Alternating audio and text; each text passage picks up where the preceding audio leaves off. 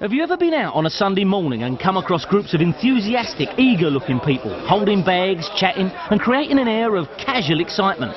Have you ever wondered who they were or what they were doing? Well, they belong to a breed known as the Sunday morning footballer. Over the next few weeks, you're going to get to know them a bit better, on and off the pitch. The sport they play is the same as the professional version, except on Sunday mornings, they're not simply playing. They're involved in a game. The game.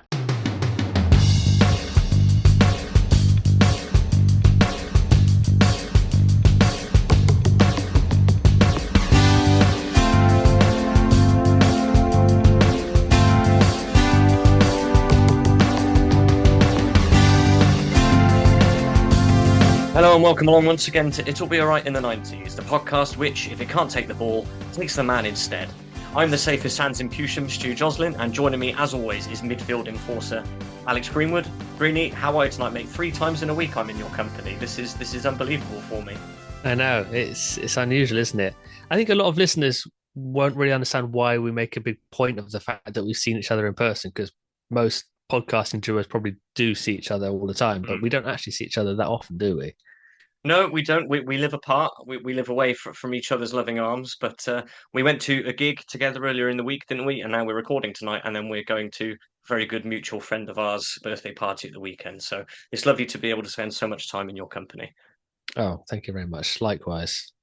Well, we'll tell you a little bit more about that gig in a second, listeners. But first of all, a word for our sponsor tonight, which is TechnoQuest, a fortnightly educational science and technology publication. Listeners to the podcast can quote the code ALRIGHT90s at participating newsagents when purchasing the latest issue of TechnoQuest to receive a set of 3 floppy disks containing educational games on forces and energy, electricity and magnetism, and sound and light. So many thanks to our sponsors for this episode, TechnoQuest. When I find out, I will know. Alex, were you a big TechnoQuest reader back in the 90s? I can't say that I was. No, that's sort of passed me by, I think. I don't remember that at all. I was a big reader. I remember getting the first issue because I'd seen an advert on TV and they had Wallace and Gromit involved. So they had like the rights to Wallace and Gromit, which I was very much into at the time. And it came in a binder. So the idea was that you bought the first magazine, got the binder free, and then built up a collection. It was basically like an encyclopedia coming in magazine format. So I remember quite clearly the first episode had things like Absolute Zero in it and countries beginning with A and things like that. And my granddad then, bless his heart, took out a subscription for me and got me TechnoQuest every week. And those binders built up and up and up. But sadly, coming into the late 90s, it was right on the cusp of getting the internet and everything sort of going that way in terms of looking up information instead of the old TechnoQuest. So I don't know where they are now. I'm very sorry I didn't keep them, but you can still get a few online. So maybe I'll go back and look at that first episode soon. But I remembered that advert very well, and it's actually on YouTube. So I'll put in a little bit of the reggae-infused TechnoQuest advert here for everyone to enjoy. I've got questions I cannot answer. All the different things I want to know. I've got questions I cannot answer. Not now there's TechnoQuest, a weekly guide to the fascinating world of science and technology. So join Wallace and Gromit to find out how it all works. And when I find out, I will know. We're very excited tonight to be talking to Shaminder Cheema, one of the featured Sunday League footballers in Danny Baker's cult 90s television series, The Game. He's coming up very shortly. But first of all, Alex, have we got some correspondence and is there anything on the bulletin board? There are a couple of things that I want to add to the bulletin board today. One is the quiz results, the eagerly anticipated quiz results from our episode a few times back, which I will get to in a minute. One short thing that I wanted to talk about before then was the fact that I was in a leading national supermarket just yesterday, and what did I hear but the sound of the tannoy clicking in, and actually killed 2 birds with 1 stone in terms of our things we don't hear very often these days, because it was a tannoy announcement asking the owner of a car with registration plate ... So it was 2 things that we've talked about recently. It was amazing. That I don't know what was going on. I think there was like maybe a minute or 2 gap, and then they asked the same thing again. So they sounded quite urgent. I can only assume that someone's Yaris was blocking the goods entry or something like that, because I don't know why else they'd be asking for someone's number plate, but it was a real blast from the past, and it was nice because it felt like it was tailored for me especially. Oh, things you love to hear. I'm so glad you got to hear that. That's fantastic. We called and the universe answered. It's brilliant. Exactly. We'll do the quiz answers at the end, shall we? So, what have you got on your side of the fence? I have some correspondence from legend of the pod, my dad, Glyn Joslin, regarding the most 90s guitar solo, which we spoke about on a recent episode. He says, "Hi, Alex and Stu. Great pod as usual. Many thanks.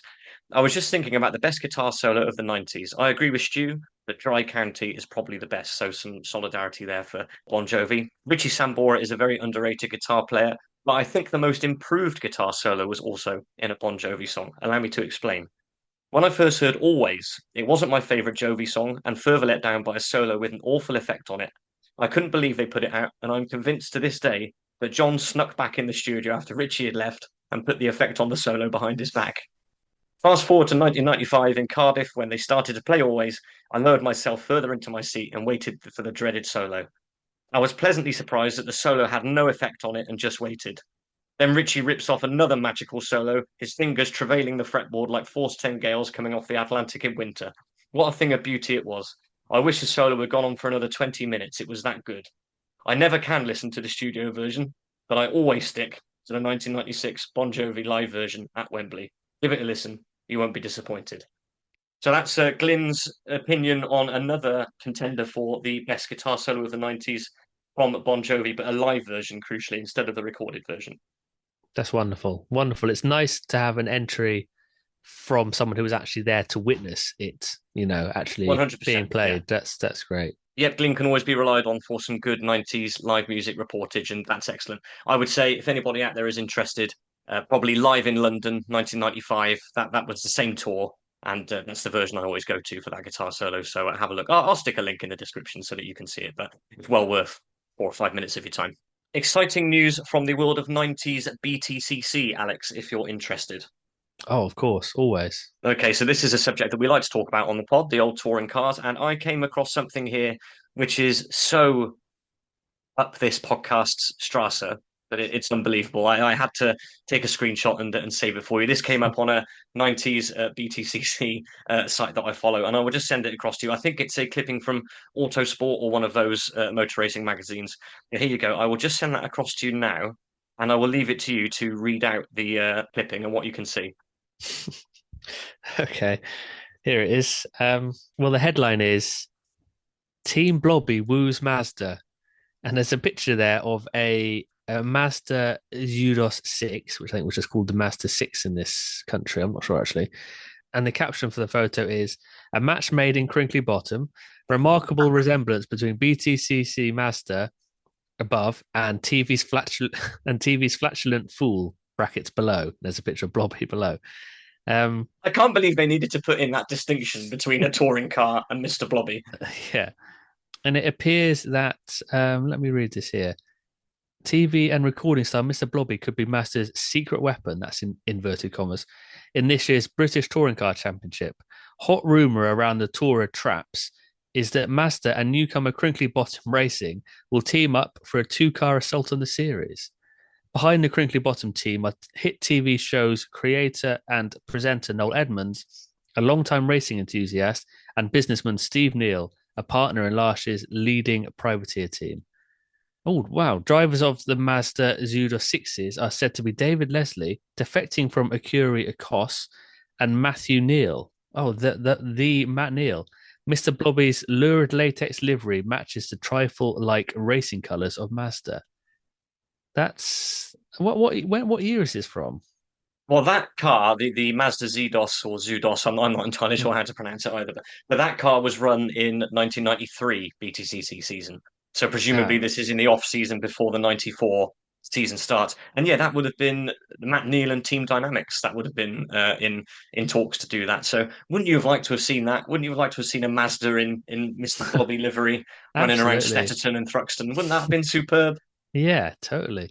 I think if this livery that's in the photo is the one in question, it's not that much like Mr. Blobby. I assume this is a different livery, but it is the same sort of colours, but it doesn't look like Mr. Blobby at all. But wow, that would have been quite something. It really would. I think it's a huge missed opportunity. It's a fantastic find. Yeah, I don't know where you dig these things out from, but I'm always grateful when you do. Well, I felt it was something that had to be reported. Once I saw that, my 90s eye wouldn't let it drop, and I had to bring it up to you. So I'm glad you enjoyed it. This is another one that will stick on the socials as well, with of course credit to the original website, because we can't let this one pass. We have to let the listener see it as well. Fantastic. Yeah, two running themes on this podcast combined in a beautiful act of union there, touring cars and Mr. Blobby. Right then, shall we reveal the quiz results? I think we should. I think people have been waiting long enough. I've been waiting long enough. And when I say reveal, if anyone could be bothered to actually look on our posts and read the comments, people will be able to see who's won. But I'll collate them now for everyone's benefit, because that's, I guess, our job. So I'm just going to read these scores out in the orders that we got them, not in the order of like the scores, because I haven't put in enough work to do that. So the first person to submit a score was Legend of the Pod Kate Pro, and she says, I got a rather poorly 5 points. Perhaps my legend status needs revoking, or maybe it was an unfair challenge considering there were no 90s fashion references. Thanks for putting together another great quiz, and happiest of birthdays to you. Well, it's a valiant effort, Kate, and it's true we didn't have any fashion references unless you include 90s football shirt sponsors, which I suppose is a form of fashion, but valiant effort. Well, Kate, your Legend of the Pod status is safe. There's no way we're going to revoke that. And yes, I apologise for the lack of Nelson Mandela-based questions. If you were looking for fashion questions, that is, of course. Yeah, none of our Legends of the Pods have had their legend status revoked, have they? So I think it takes quite a lot to have that revoked. The only thing I can think of is that we made my dad a Legend of the Pod so that your dad could become Dad of the Pod. Yeah. Whereas my dad was originally Dad of the Pod, but we had to go through the constitution and everything and the paperwork. Yeah. So we haven't done anything since. But that's the only move I can remember doing. Yeah, that's true. That was like a promotion, wasn't it? Yeah. Right. Next is Legend of the Pod and Brother of the Pod, Adam, who says, me and Victoria Trundle, also a friend of the pod, got 19. Brackets, all went off a cliff for us after the music and film rounds. That's a good score, though, because I think it was out of 40. It was 40 questions in total. So 19 is just below the 50% there. So not bad at all. Teresa Stenson, big friend of the pod, guest on last time's episode, of course. And she says, I did terribly, so terribly. 7 out of 40. I appreciated the nod to, and now she's put two, what looks like orange or tangerine emojis there. Yes, I think I know what this is. This is the question about Upside Down, the boy band, who later on went to rename themselves Orange Orange. But that might have been a private conversation between myself and Teresa. Okay. So far, Adam and Vicky are still in the lead with 19. And then we have another legend of the pod, Hannah Kelly, who played along with husband of the pod, Craig Fletcher. And we got 4 in round 1, 3 in round 2, 2 in round 3, which I think was the football shirt round. I'm surprised Craig Fletcher, husband of the pod, only got 3 there. Sorry, only got 2 there. And then they got 0 in round 4. So they got a total of 9. Again, not bad, but it's not in the lead. Then we had Adam J. Fisher, who will get a mention at the end of the episode, actually. And he got 1 in the music round, 1 in the film round, 8 in the football shirt round, which is great. It's even better than what I got. And then he got 2 in the politics round. So that is a total of 12. So that is also very good. And then I had a late entry from friend of the pod, Lay, who only had time to do the first round because she's got a newborn, which is a very, very valid excuse, I think. But she got 9 out of 10 on the music round alone, which is incredible because I thought that was such a hard round. That's a brilliant score, definitely, for that music round. Absolutely superb. Yeah, and that alone puts her in 3rd place, I believe. So fantastic there. Do let us know, Lay, if you continue and do the rest of the quiz, because it'd be amazing to find out what you got there. But as it stands, we do have to have a hard cut-off, and the winners are Legend of the Pod, Brother of the Pod, Adam, a friend of the pod, Victoria Trundle, with their 19, which I think is a very good score. Yes, very well deserved. I think around half marks is a great score, considering that I think we wrote a very hard quiz, to be fair. So yeah, absolutely props and kudos to them. Yeah, my takeaway, I think, really is that the quiz was way too hard. Yeah, it was a real challenge. for everyone.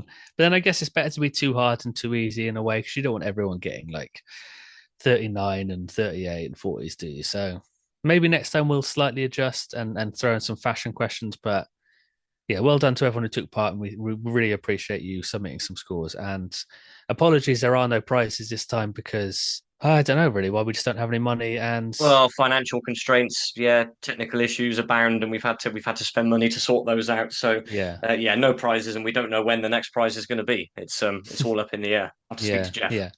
I think the next time we have a prize, it'll be because one of us wants to get rid of some tat. That's probably what it's going to be, isn't it? I am due a clear out as well as it happens, so maybe. As Stu alludes to there, we have just splashed out on a new Zoom subscription because the audio was just being such an issue for all the other services, and Skype disappeared, gave up the ghost. So if anyone heard any odd sort of effect on my voice at the end of the last episode, I did go a little bit robotic. That was basically the straw that broke the camel's back in terms of our audio issues. We thought we've had enough of this, and we plumped for an expensive Zoom subscription, and hopefully we won't get any more of that nonsense. Yes, we've finally had to pull the trigger, and we have now joined the ranks of Zoom podcasting. I have to say, it's lovely to be here. Everything's crystal clear and pin sharp in terms of sound and vision. So a brave new era for the pod after 4 years of freeloading on various platforms. We finally decided to do it properly. Yes, absolutely. And that's why there's no prize in the quiz. So there you go. Your prize is hearing us in higher definition. There you go. That's the prize. Exactly.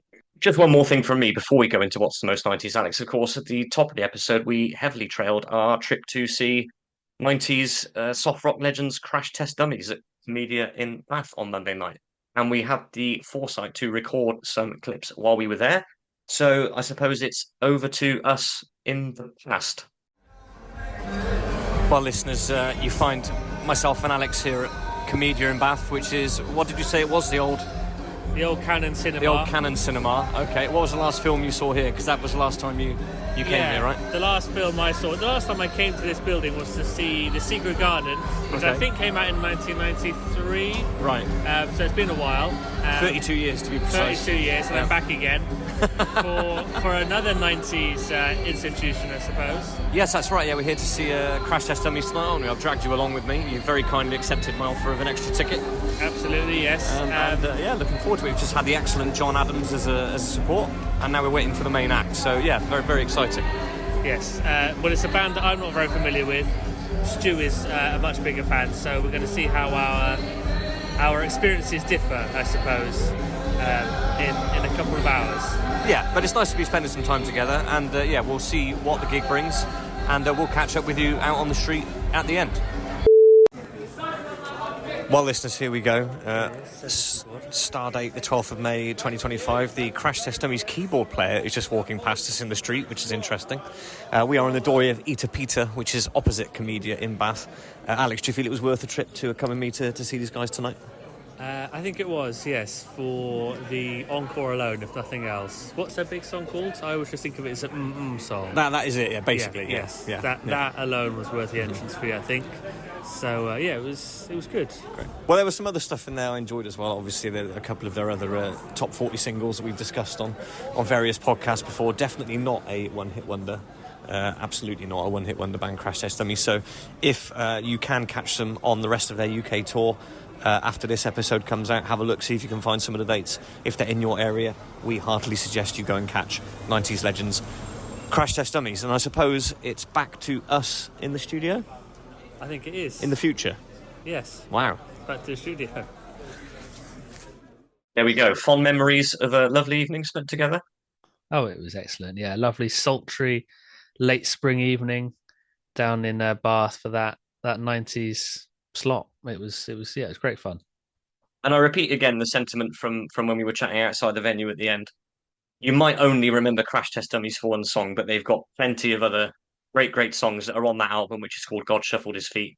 I think the tour might actually be over by the time that this episode comes out, but if you do get the chance to catch them in the UK next time they come, heartily recommend it because it is a great night. Absolutely. And I also heartily recommend Eater Peter as the best falafel in town. So please do pay a visit there if you're in the area.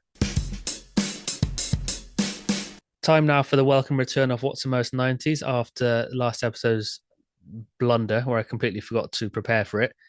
And it's a good one as well. So I'm glad that I gave myself a bit of extra time to prepare for it, because we're talking, and this is based on a previous discussion about that fantastic Mini Metro data post livery. This is What's the Most 90s racing livery. So what do you think, Stu? Well, how fortuitous that we've been talking about liveries already in the episode, and I haven't chosen the trifle coloured Mazda or the theoretical Mr. Blobby Mazda either. I have gone BTCC though, and I've chosen the Peugeot 406 Super Tourer from 1998, green and gold, sponsored by SO Ultron. Now, let's not get under any preconceptions here that this car is a good car that won races. It wasn't, and it didn't. It's famous for being one. In fact, this is a car that's famous for being one of the worst super tourers of the 90s. Peugeot were really in the doldrums. I think they pulled out as a manufacturer of the series after this. But this car and this livery, I mean, the green and gold goes together so well. Renault actually had a green and gold as well at the time because they were sponsored by a particular blend of Nescafe. I think Oh, yeah. they had Yeah. that livery on at the time as well. But I've just hold the Peugeot in such high regard. Maybe because they were a bit of an underdog, and I've always looked out for the underdog. And one of my favourite touring car drivers as well, Paul Radicic, drove that car during that season as well. So really, for no other reason than it was just a lovely livery. It was a terrible car, as I say, didn't win any races, didn't get near winning any races. But I'm going for that green and gold Peugeot 406 Super Tourer. That's a great one. Yeah. Really iconic. Very much makes me think of Toka touring cars on PlayStation 1. And yeah, those back markers in that lovely green and gold livery. Yeah, it's a really good one. And you could also get it in Gran Turismo 2, I think. If you did the racing modification on the Peugeot 406, you would get that livery, and it was amazing. So, oh, beautiful. Great choice. Great choice. Well, from my point of view, I had to choose between whether it was an iconic livery of the 90s or whether it was a livery that had a sort of 90s vibe because of the colors they used. And I've gone for the latter. So it's a very aesthetically 90s livery. So, Stu, what do you think a car livery would look like if it was designed by Jorge Campos? Well, it would be all sorts of colours and shapes. There'd probably be some fluorescent colours in there as well. All sorts of symmetrical and asymmetrical patterns. Yeah, that's the best way I can describe it, really. That's exactly what it would be like. I'm now sending you a link in the chat. If you could just click on that and have a browse through that gallery. Oh, wow. That is a Jorge Campos goalkeeper shirt on a racing car. That's fantastic. I've never seen this before. That's wonderful. It's absolutely beautiful. It is Core Uza Racing's Marcos Mantaras from the World and British GT Championships of the late 90s and going into the early 2000s. Mm-hmm. So Core Uza was a driver, but then he also became a racing team manager, and he sort of took over the Marcos sort of works team. And this was his livery. So I think anyone who is aware at all of GT racing in the 90s and the 2000s will know what this car is because it's such an iconic livery. It's a really iconic team and car. The Marcos was a really small British team, obviously Marcos being one of the last remaining British sports car names. And yeah, this was their works team. And as Stu says, it's a mixture of fluorescent orange, bright green, vivid blue, and fluorescent yellow, all just mashed together. And the car itself is quite an extravagant sort of design. It's sort of bulbous in all the right places and just weirdly proportioned, but it's a spectacular looking thing. And yeah, it was the first thing that came into my head actually with this question, and that's why I've chosen it. And I'm glad that I could share it with you, Stu, because I wasn't sure if you would know it or not, and you clearly didn't. So yeah, basically I like anything garish when it comes to liveries. That's why Minardi was my favorite team in Formula One, because of their day-glow green flashes on their wings, and Jorge Campos obviously with football shirts and anything like that. I'm all over. So this was a great opportunity to give it some love, and that's why I've chosen Core Uza Racing's Marcos Mantaras. Well, this is excellent. There's no other word to describe it, really. I haven't seen this before. I'm very happy I've seen it now. What a complete surprise. And yeah, it is, as I said, the racing car that Jorge Campos would drive, I think. In terms of choosing a favourite, I don't think there's any competition here. While I love the green and gold Peugeot, and I think the colours go together so well, that's why it works. This is a clash of colour, a beautiful thing. As you say, garish, but I don't think garish in a non-beautiful way. and I'd be very happy for this car. I'm not going to try and pronounce the team name. I'd be very happy for this to be the livery that goes into the ledger. Excellent. Very, very magnanimous of you. I'm happy to have it in the ledger.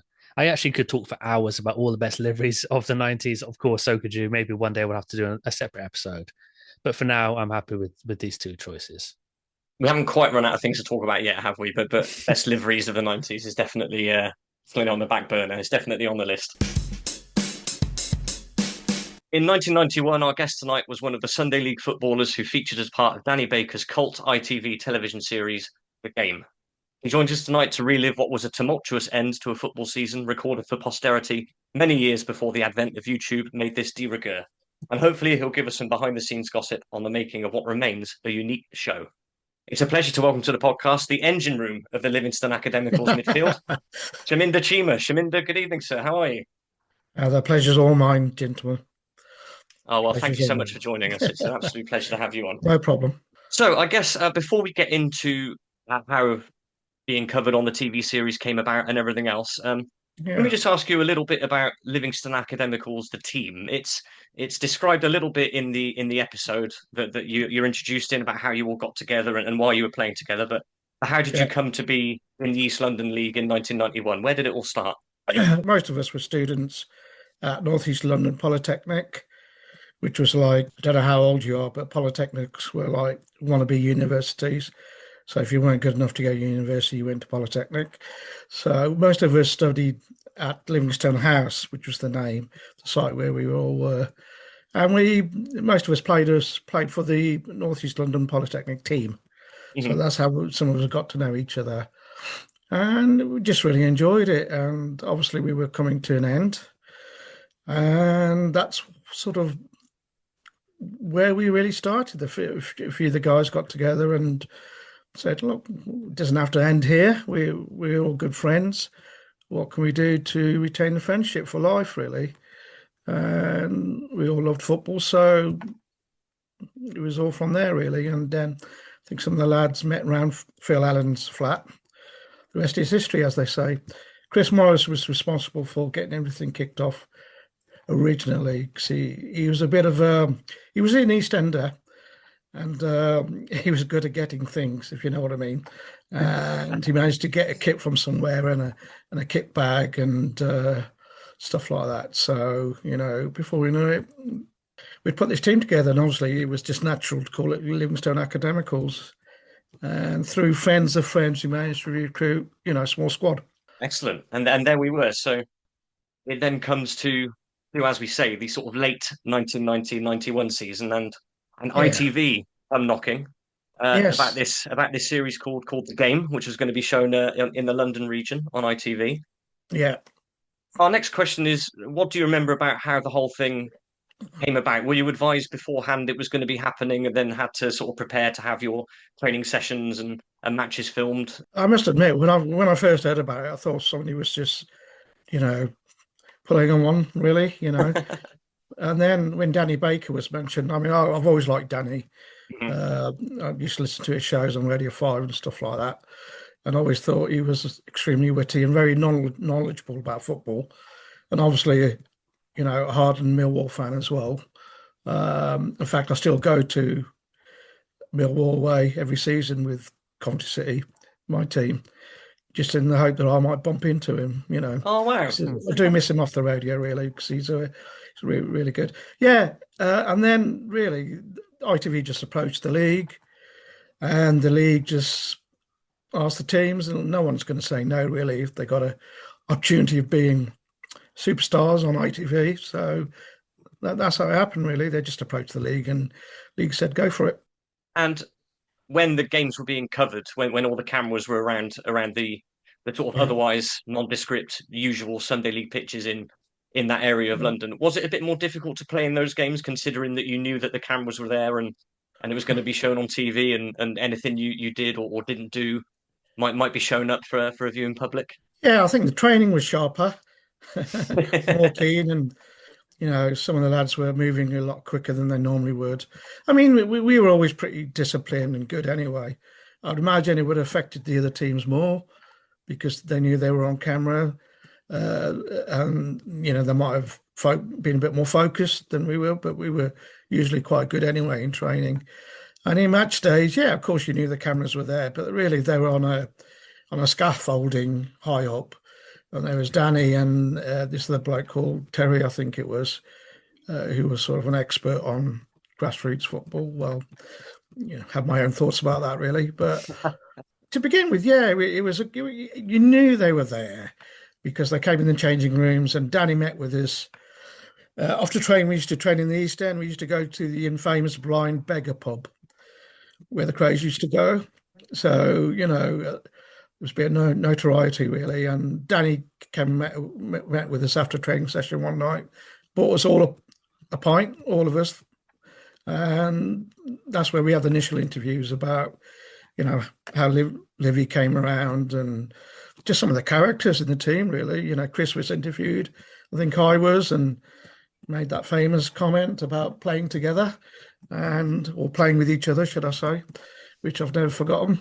So how do the teachers, journalists, doctors and university graduates that make up the Livingstone side feel about soccer the hardest way in the East London Sunday League? It's just a privilege to play in the league, in the Sunday League. There's something about grassroots football. This is where it starts. This is where it started for a lot of top professionals today. Yeah. And, it's... if anybody really wants to know what football's all about, turning up on this cold, freezing Sunday morning, God knows what reason, this is it. Yeah. This is the reason. The reason is the love for football and the love for playing with your mates. It did seem a bit unreal at the time, but once we were actually playing football, quickly forgot, that we were on camera. I think we were too busy trying to not getting the life kicked out of us, really. Yeah, that actually leads me on to my next question, which is, in the series, Livingstone is seen as being quite a sort of passing team, quite progressive and presumably quite unusual for that particular league at the time. Was it difficult to play that style of football when many of the other teams, one of whom may get mentioned shortly, didn't play like that and were quite the opposite and we're flying in with the tackles and much more physical? Was it difficult? It was a shock at first.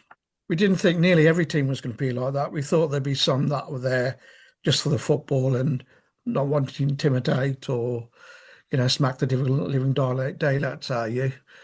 But, after the first season or two, we got used to it. I mean, we wanted to stay in the East End because that's where, that's what we knew, really. We all studied there. Loved the Hackney Marshes. I mean, our favourite pub was in Stratford called the Eddy, where we always used to go after a game. And we thought, no, we're going to do this. But what we all decided from the very start was our ethos wasn't going to change. We were going to stay a footballing team. But what we had to do was try and match their physicality without sort of lowering our standards to theirs if they wanted to play that kind of game. I mean, it didn't always work, and we did get into a fight every now and again. I myself got into a bit of a hustle once when I was challenged really badly, and it was a smaller lad. I picked him up and threw him on the ground. I don't know what came over me really, and he got up and punched me in the eye. I had a red eye 1 week before my wedding. So, that didn't go that too well. I'll write back Dave Feasy. He was punched too, and he was sort of knocked out as well. So it did get like that. And Errol Brown, our left back, he was always getting scraped. So was Chris Morris. We weren't scared or intimidated, but we just found it frustrating that, teams wanted to do that if they started getting a bit behind, really. But, we were all men ourselves, so we could stand our ground if we wanted to, but we weren't going to lower our standards to the way they were sort of playing the game. Well, that would have been so forward-thinking for the time in terms of a playing style, definitely. And I like, I think it's Errol in the changing room after the league decider who says... But you get by that. This is how they play all the time, though. Look at that. I mean, what can one do in that situation? See, I can imagine there's a hell of a lot of viewers watching this who are saying, outrage, you know, the footballing side were beaten by, and I've got to keep using this term, the physical side. Have you learned to live with that in your time in this division? Definitely, definitely. It's pure struggling in this league. I mean, if you're soft, don't play. Yeah. You know. So I think he probably put it best. Errol liked to tease players, especially the ones that try to nobble him. So he'll beat them once, and then he'll beat them again a second time, just to really annoy them. That was his character, really. And we were all characters. What we all bought as a whole was what made us really close mates, really. And that's what wanted us to sort of carry on as long as we could, really. Oh, fantastic. So if we move on then to the 2 Livingston matches which are covered in the series in depth. And unfortunately, I know we have to go there. It's heartbreak on both occasions, really. So knocked out of the cup semi-final, and you yourself go very close with 2 chances at the header off the post at close range, and a long range shot which just about goes over the bar. A goal now though for Livingston really would set this game up, because they'd fancy it then. Good shot. Oh, first class shot from Shaminder Cheema. Again, I don't want to seem like I'm patronising these sides, but you don't, in a Division 4 of the East London Sunday League, a shot, you expect them all wayward than that. First class, hits it, and what's that, about 4 inches over the bar? And then in a league decider, it's the Gascoigneaus, the very physical Gascoigneaus, who win the league after a very harsh decision against the aforementioned Phil Allen. I have to say, as a goalkeeper myself, as part of the Goalkeepers Union, absolutely disgusted by that decision. I've got a lot to say about it. But what do you remember about the actual end of that season, when you'd come back from quite a way back in the league as well to give yourself a chance of winning it on the final day with that midweek game that's covered against the Thomas Neal, and to come so close at the end? Well, what do you remember about the end of that season and being covered on TV, but also coming so close and yet so far? We really sort of played for fun, and we played so we could keep in touch with each other and then have a few beers afterwards. And then towards the end of the season, you know, we just went on a bit of a run like you do, some teams do. And, you know, Ross, who was the mathematician in the team, he thought, you know, we could do this. You know, we could catch up if we really got on a good run. So I think we just put in extra effort and just got our act together, trained extra hard. Before you knew it, we were in a position where, you know, we took it to the last game, really. And, well, as you say, we were cheated out of it, really, you know, and what can you do? I mean, the refs was something else in those days. They were, I mean, wouldn't say they had their favourite teams or they were nobbled by being handed a tenner before the game or something, you know, but some of the decisions were, what can you say? You know, just unbelievable, and that was one of them. Yeah, we were gutted, you know, but we didn't let it get ourselves down or anything, because we're not that kind of people that, you know, I'm sure we still went off and did one of our European tours at the end of the season, you know, where we just, you know, put that to bed, really. But yes, you know, we should have won that game, really, and had we probably made a better effort earlier in the season, we wouldn't have had to worry about Gascoigne and their antics. So just for anybody who hasn't seen the episode in question, so that the winning, or I should say the equalising goal, which is actually the goal that matters, comes when Phil Allen rolls the ball out from the right-hand side of his penalty area, and the hand that the ball is in goes marginally outside the area, and the referee gives handball outside the area against Phil Allen, the goalkeeper, and from the resulting free kick, that's where the goal comes from. And I just couldn't believe that it was given, I have to say. He was about 2 yards, 3 yards inside when he caught it. He rolled it out, and his body momentum slightly, inch or two, took it out. And obviously the ref thought about it, because it didn't blow straight away. Thought about it, right, you know, okay. But I'm not saying he was cheating. I wouldn't say that. All I'm saying is the refs were different in those days. And where was VAR when we needed it? Nice ball on from Reese, and O'Sullivan's going to make it. But no, Allen sticks out the hands. No, that's not handball. Philip Allen, he's very quick off the mark. I think it's at crosses and stuff. He's most suspect, it seems to me. Referee seeing something. I think he's accusing the goalkeeper of going outside the area when he threw it. Yeah. That was an unnecessary one, to say the least. Yeah, it must be. The free kick's been given outside the area. But inside it, there have been steps. Is Joe Gracie going to take it? Yeah, he, straight outside the area. He's shaking his head as if he didn't think he did. It's right this side of the line. Marginal decision. In comes the cross, and that's the goal.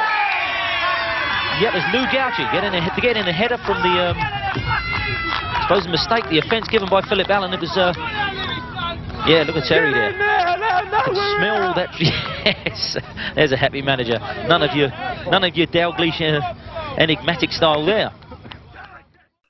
Well, there you go. I mean, there's absolutely no advantage gained as well by what happened. So I can't understand it, and I'm fuming. Nearly 35 years later, I'm fuming about this decision. But... We knew there were going to be, you know, things like that going on, but we all said to each other before we came out that whatever happens, we're just going to enjoy the occasion and we're not going to lose our cool, and we didn't. So I was proud of everyone, really.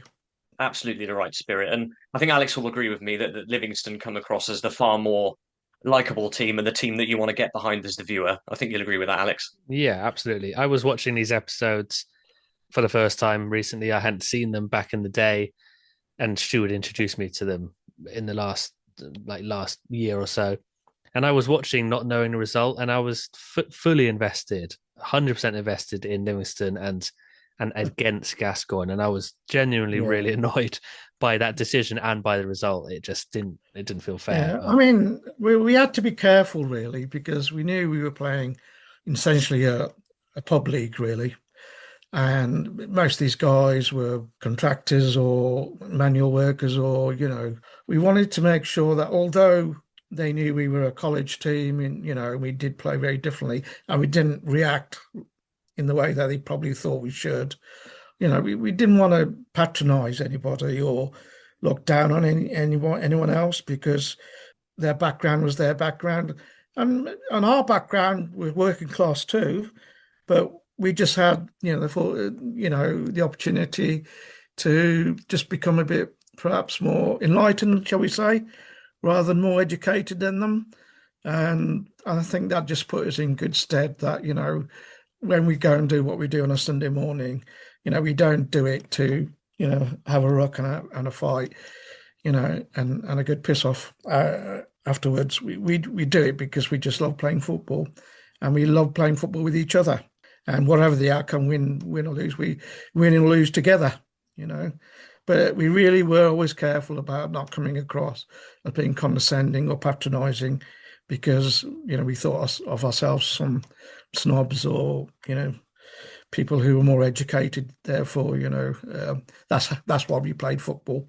We just happened to be like-minded in what we believed how football should be played. So, Shaminder, you've alluded a couple of times actually to European tours with the team. Yeah. Can you expand on that a little bit? Where did you go, and how was that organised? We first went to Amsterdam, and we ended up in a hotel in the red light area. It was pure chance, really.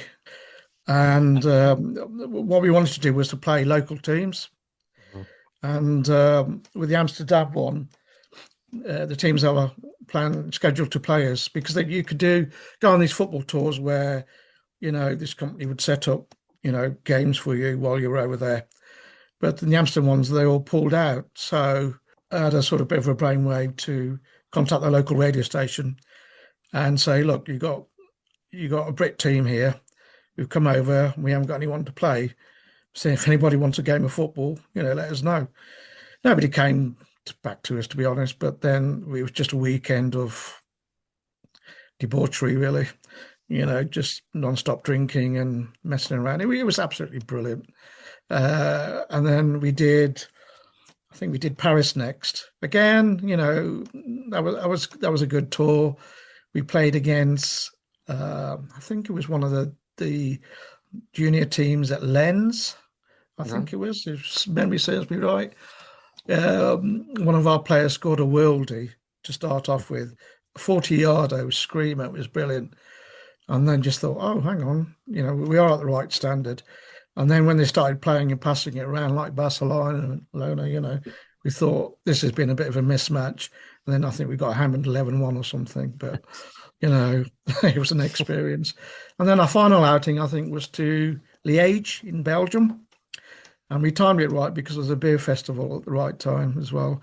I think played a few games then. Then Dave, right back, who's also one of my best mates. He was getting married in Dublin, so most of us went over there for his wedding. We played a local Irish team there, so yeah, we just enjoyed it really. I also enjoyed Dave to go to Poland with he was a teacher then, and with the Lewisham Teachers team or something. And then while we were there, we went to Auschwitz and had a look at that while we were over there. So again, we were out there to have fun, but at the same time taking the local culture too, really. Amsterdam's had some really nice galleries and museums as well.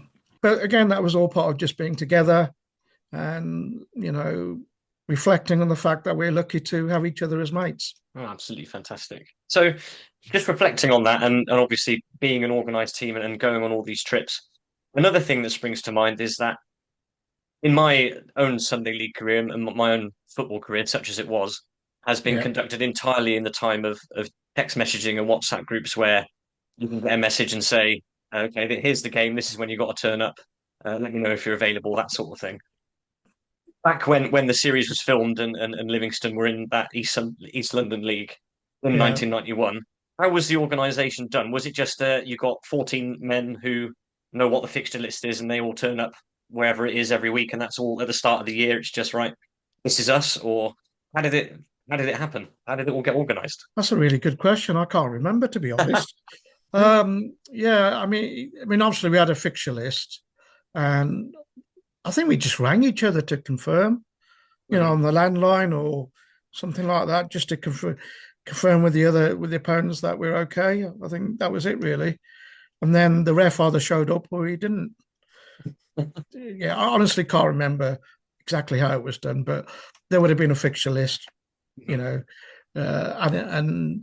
we might have been contacted by the league if there was a problem or they wanted to change the fixture. But yeah, it was very different. I mean, I'm still heavily involved in football now, and I do the administration as well as being a coach for a ladies football team, open age team. It's all on full time, the FA full time and everything, and you just have to confirm with the opponent, online, and it's done. The referee's even organised for you, so it's a lot easier. I honestly can't remember, to be honest. It's been so long. Our next question, actually, I suppose, has already been answered in some of the answers to our previous ones. But I was going to ask if you're still in touch with the other members of the team. But it sounds like there's definitely still a big group of you who are still in touch and going places. Yeah, they met in London recently. Unfortunately, I live in the Midlands, and so does a few others. One up north, I think. So it's a bit hard for us to get down. But I think there was about 7 or 8 that met up, and they went for a meal, and and pictures were sent over and stuff. So yeah, they at least try and meet up at least once, if not twice a year. I also met up with some of the team, Chris and Phil, last year when we went down to see Mr. Springsteen do his stuff. Oh, lovely. At Wembley. So met up with Phil and Chris and their wives, and that was nice because I hadn't seen them. And we also me and Surinder went to the Eddy. We hadn't been there for God knows how many years, 20, 30 years, something like that. And you know what? It hasn't changed at all. Hasn't changed one bit. I'm so happy to hear that you're all still connected like that. That's absolutely brilliant. I need to know, though, if Phil Allen still lives in Clacton. Backgrounds apart, the game is about players, and Sundays is set to revolve around 2. For Livingston, it's their keeper, Philip Allen. They rate him the division's best, but he can't make training because he lives in Clacton. He comes in on the train every Sunday morning. It takes him about 2.5 hours. I think he's got to get up about 6:30. But obviously it means a lot to him. That's dedication, Yeah. So tonight I'm sure he's on the seafront in Clacton thinking about Sunday's match. So Phil is still in Clacton. Unfortunately, he's had some bad health in recent years, but he's sort of battling on. But I did meet him then, and he looked reasonably well, I think. But yeah, he's still over by the seaside. Yeah, keep meaning to try and find the time to go and see him. Phil was my first mate at Polytechnic, and the others came afterwards. So I've always had a soft spot for Phil, really, and very, very witty man, and the most English gentleman I ever known. Really is, really lovely bloke. There's a wonderful moment at the end of that midweek game where you score the goals you need to catch up, where he comes towards the camera for an Thomas interview and Neal. says, "Yeah, I've missed my train. Someone's got to put me up. I've missed my train." Just a really, really lovely bloke. I mean, they all were. They all still are.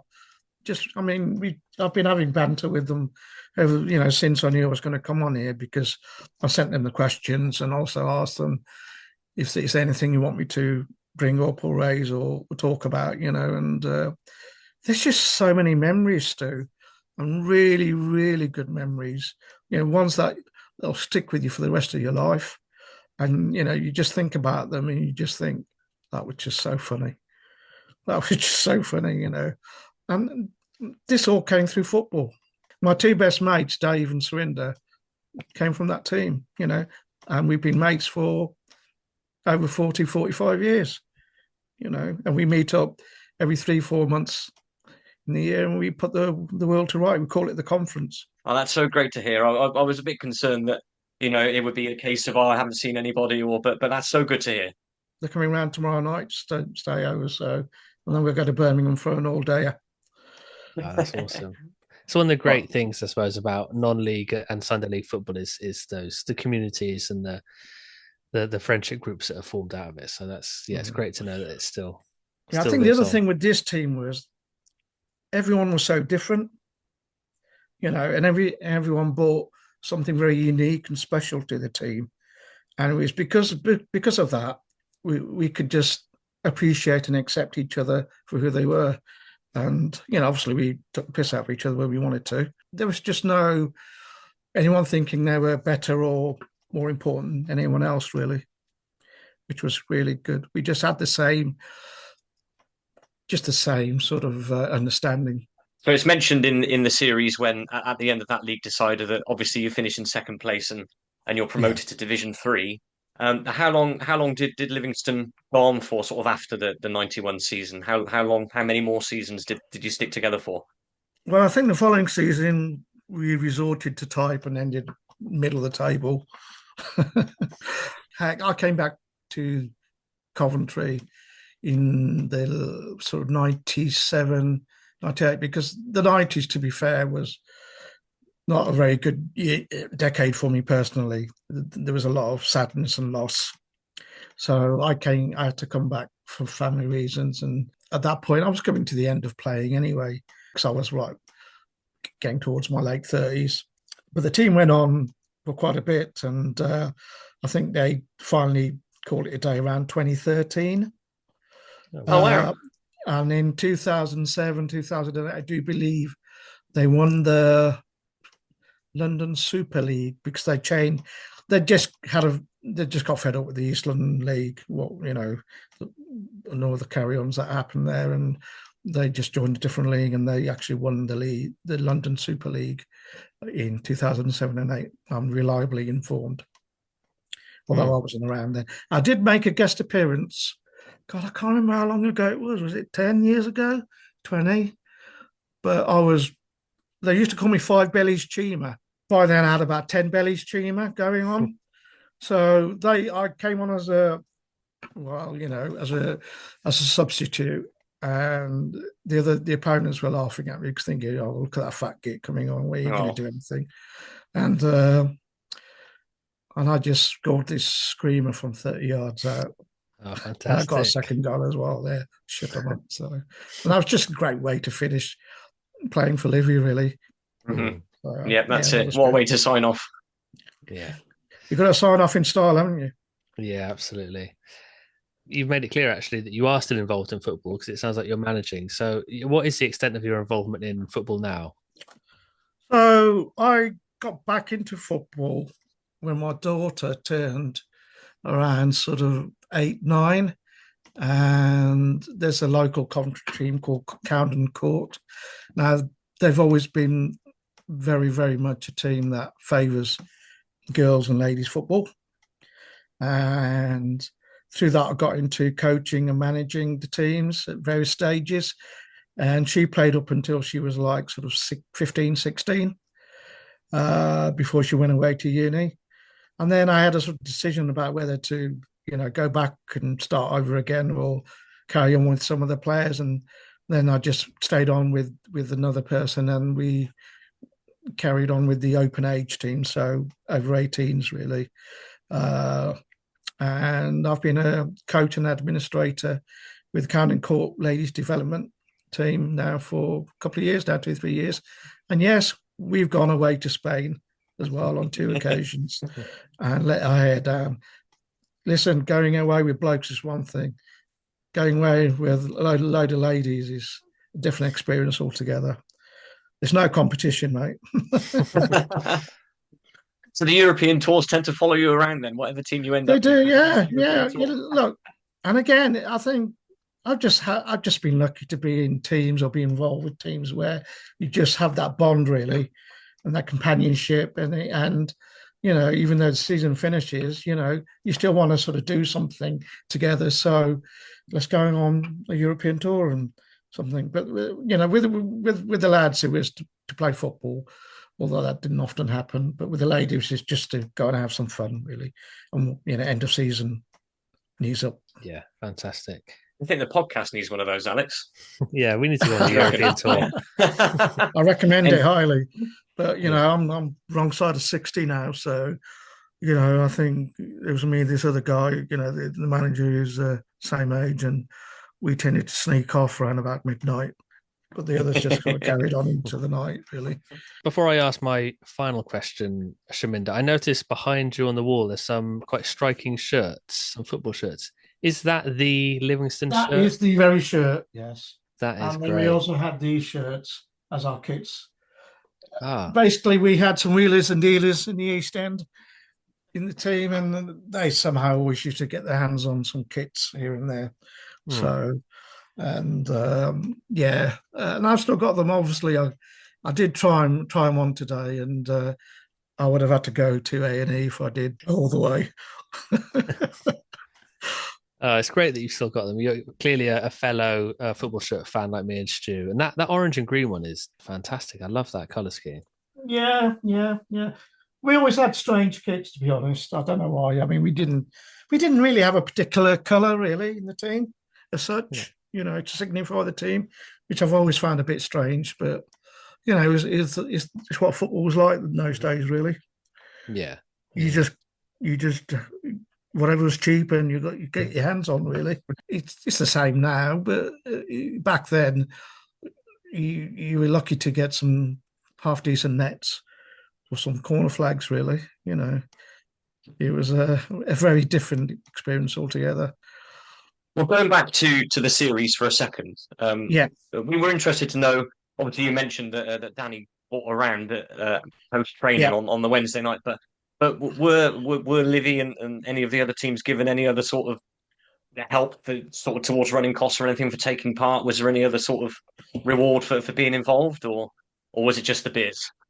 I think the question did get raised at the time, whether because we were now all superstars, whether we were going to get something.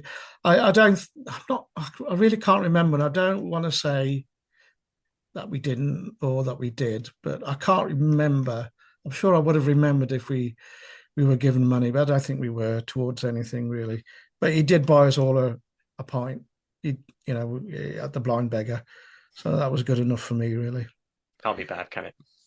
I just can believe it was Danny Baker, really, and really down to earth bloke. And not your typical Millwall fan either. Yeah, that's good to hear. Both me and Stu are fans of Danny's work, so that's great to hear. Yeah, it was just a shame that we lost him on Radio 5 live. Thought he was brilliant. So, Shaminder, we've come to the final question, and this is a question we ask all of our guests. Mm-hmm. What is the one thing from the 90s that you would like to bring back? Doesn't have to be football related, can be anything. 90s, it's a decade. I sort of blank out, really, but when I think about it, I mean, you had Britpop, you had grunge, I think. There was a lot of change, wasn't there, culturally? There was like the end of the Soviet Union. There was, Nelson Mandela was freed, I think, early 90s. That was a big thing. I mean, I've always been, as much as a football person, always been a very political person as well. And at NELP, I did a degree in the cultural studies because I wanted to be a journalist initially, but it didn't work out really. And so I've always kept a keen interest, really. I think if I could bring anything back, and I think we desperately need it in this country at the moment, is all that Britannia thing that went on with Tony Blair coming in, all that positivity, because we had all those years with the Tories, and then when he came in 97, it just sort of lifted everyone, didn't it? It was like the whole country was just, even I'm sure people who didn't support Labour were just glad to breathe again. I mean, what was it called? Was it called? Cool Britannia. Cool Britannia. And then you had that contest between Blair and Oasis as well going on, didn't you? Yeah. I just think we need some positivity and spirit in this country at the moment. I think it's just a lot of gloom. So that's what I would bring back, if I could bring back anything. What a lovely note to end it on. Well, Shaminder, it's been an absolute pleasure to spend this time with you. Thank you so much for taking the time to talk to us. And please do, next time you speak to the Livy chaps, please do send them our best and give them our best regards. It's a series that we do enjoy. I've probably watched it, countless times, certainly since it came out on DVD. And it's been a pleasure reminiscing with you about it tonight. So thanks very much, mate. Pleasure's absolutely mine. And obviously, I'll keep an eye out when it goes on broadcast. And I'm sure they'll want to listen to it anyway, just so they can take the piss out of me even more then. So, chaps, if you've got any dirt on Shaminder, then do write in and let us know. Oh, I'll be getting because you didn't say that. You didn't say this. But no. I mean, I'm just glad they're still in my life, all of them. Anyway, thank you very much. I've really enjoyed talking to both of you. Oh, thank you. It's been a pleasure. Thank you so much. Yeah, thank you. Going across to the college boys, the Livingstone Academicals. Philip Allen in goal and David Feasy at 2, Ashraf Lunat 3, Chris Morris at 4, 5, Nasser Sheikh, 6, Errol Brown. At 13, he insists on playing at 13, even though he's in the lineup, is Munaf Musa. 8 is the man they call Pops, the real engine in midfield. That's Shaminder Cheema. 9, Ross Wright. 10, Shiraz Essop. 11, Jason Fletcher. And the substitutes are Colin Joyo and Pete Collins. What an absolute pleasure to speak to Shaminder about Livingstone Academicals, about Danny Baker, about the game, about the way Sunday League was in the 90s, in early 90s London. I love that. I could have talked to him for a lot longer. Yeah, that was really great. It was quite moving actually at times. I think it was really nice to hear from Shaminder and find out how much it all meant to him and that everyone's still in touch. That's really great to hear. That was one of my favourite parts of the interview. Actually, was hearing that they're all still together as a group. So great to hear. And big love to Phil Allen, the goalkeeper, for his continued recovery as well. Absolutely, yeah. If you were listening, Phil, or any of the other Livingstone players have been listening, please do get in touch with your stories about your time with Livingstone. And if anyone else is listening at all, anyone who played in that league or anyone at all wants to get in touch, please do go to the link in our link tree, which is in the episode description below. Find us on there and then send us a message in whichever format you'd like. And we'd love to hear from you. Definitely, particularly from any other members of the Livingstone team, if you've got anything you want to share. Also from the game, Jamie Sykes from Young Prince B, who's another one of the heroes of the series. Love to hear from you as well about leaving your boots at home and having to borrow a pair that were 2 sizes too small for a game that you were playing on the TV. What a story. Yeah. And Danny Baker, if you are listening, please do keep an eye open for Shaminder next time Coventry are playing at Millwall, because he's trying to find you. Next time on the pod, we're looking at the biggest news stories of the 90s, what we remember about them and how they affected us personally. Yeah, that's going to be a really interesting one, I think. And the idea for that episode actually came from our behind-the-scenes ideas man, Adam J. Fisher. So thank you very much to you, Adam, for suggesting that. I think it is going to be a good one. And yeah, can't wait to get going on that next week. Dangerously close to getting on the payroll here, Adam, so you might have to contribute to the Zoom running costs at this rate. Very much looking forward to recording that episode. We hope you can join us then. We hope you've enjoyed this episode. Thank you for listening. Until next time, it's goodbye from me. I'm just off to roll the ball slightly outside the area. And I'm just off to see if I can find one of those very rare away Livingstone shirts on eBay. It could be a job there. Yeah, it can't be easy, but there's got to be some out there. Bye for now. Goodbye.